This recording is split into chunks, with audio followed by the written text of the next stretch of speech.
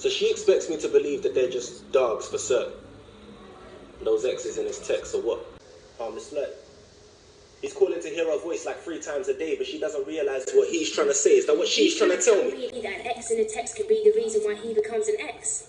And next man can call me like 12 times a day, but that wouldn't ever take what we've got away. You see, it's easy to say when you're looking from the outside.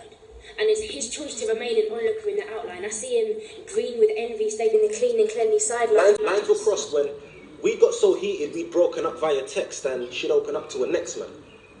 See, the reason I felt burned to the 3rd degree is because to me she was closed off like a murder scene. And he got to see emotions that were blurred to me. Now personally, I'm not trying to see her caged up or cuffed like a prison sentence. I just can't be sure of his intentions.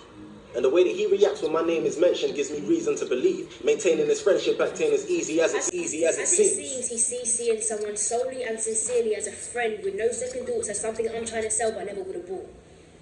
I thought at first it was a problem with us, but like a game in the 6th grade, I'm beginning to think and it's beginning to sink in that it's a problem with trust. But of course, I can never say that to her. So we usually just dance around the topic when discussing her best friend. Why have you always got to say best friends like that?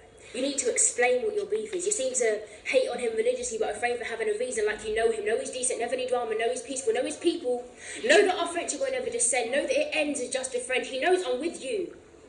In fact, no one's as sure as he is. And this is becoming tedious. You're becoming hard to please. Because of a problem I'm assuming is rooted deep in his insecurities are not something I suffer from. Alright, to you it seems like I'm fretting and focusing on the worst case, but you seem to be forgetting how we started off in the first place. It's only a matter of time before one of you crossed the line. And that statement isn't a comment on his appeal. You're beautiful in every sense, and he's noticed. We know this. Do you really think he'd turn you down if you stuck it on him for real? Invited him over saying he's only coming to chill because you broke up with your man and you only wanted to heal. And you wanted to heal with him because his arms are comforting still. And one thing led to another. You think he'd run for the hills? If he tried a thing, I know you'd say no, but you two are only friends as long as you say so. That's the reason indignation saturates my face. I mean, you're best friends with a man who's trying to take my place. Babe, are you serious? Yes. That your once faith in us seems to have turned to fear in us, dreams of trust being dear to us. Now you've just made it clear to us that this trust you claim to have in me isn't in me and not even near enough. But then, trust me to believe that you trust me enough to trust me with him. I can't believe you're going to actually claim you don't see where I'm coming from and practically blame me for this problem.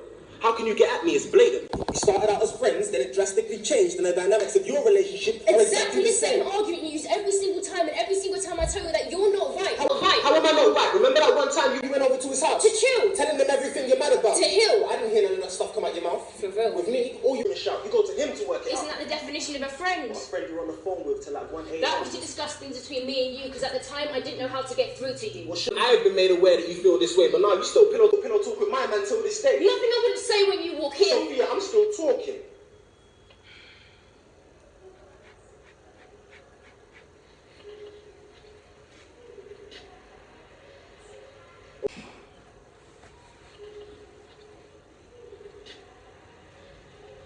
But why is he the one you always turn to?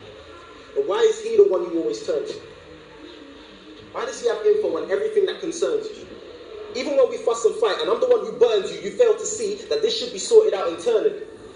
And now we just scream and shout and all of that. You cut me off to call him back, then open up and shut me out, and I'm supposed to be cool with that. What, Ricardo? Open your eyes and realise that you're the one that's making it hard, yo. Taking these lies, turning them into lies, blocking your eyes and believing them. When we leave as friends. And friends is 150% where it ends. Yes, we laugh, we joke. But you get annoyed about every little thing we do. We're just two laces from the same shoe whose paths seem to fold to create a tight knot. But you remain my soul, my everything he's not and more. And right now, baby, you're tripping. This is a friendship, it's fun to me. How can you get on to me about enjoying my best friend's company?